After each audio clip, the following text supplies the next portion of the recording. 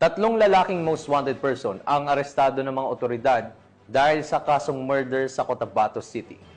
Sinisiguro naman ng PNP na kanilang ipagpapatuloy ang maigting na operasyon laban sa mga wanted persons upang matiyak na mananagot ang mga lumalabag sa batas at mapanatili ang kapayapaan at kaayusan sa komunidad. Patrolwoman Leonora Gawang sa balita.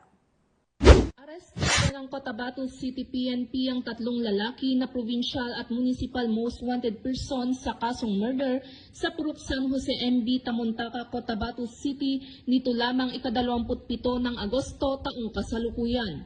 Kinilala ni Police Colonel Giben M. Bongkayaw, City Director ng Cotabato City Police Office, ang mga suspect na sina alias Sanip, 47 na taong gulang, alias Pe, 32 na taong gulang at alias Fai, 21 na taong gulang na pare-parehong residente ng nasabing lungsod. Bandang alas 7:20 ng gabi nang isagawa ang Manhunt Charlie Operation ng mga tauhan ng Cotabato City Police Station 3, katuwang ang Dato din Sinswat MPS Maguindanao del Norte PNP na nagresulta sa pagkakahuli sa mga suspek sa bisa ng warrant of arrest sa kasong murder na walang inirekomendang piyansa.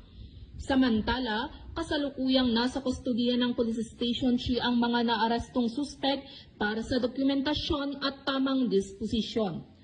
Ang matagumpay na operasyon na ito ay nagpapakita na ang mga kapulisan ng Cotabato City PNP ay hindi titigil sa kanilang sinumpaang tungkulin na sugpuin ang anumang uri ng kriminalidad upang mapanatili ang kaayusan at kaligtasan ng bawat mamamayan sa kanilang nasasakupan. Mula rito sa rehiyon ng Bangsamoro, ako ang inyong Police News Network Correspondent, Patrolwoman Leonora Gawang, alagad ng batas, tagataguyod ng balitang pulis.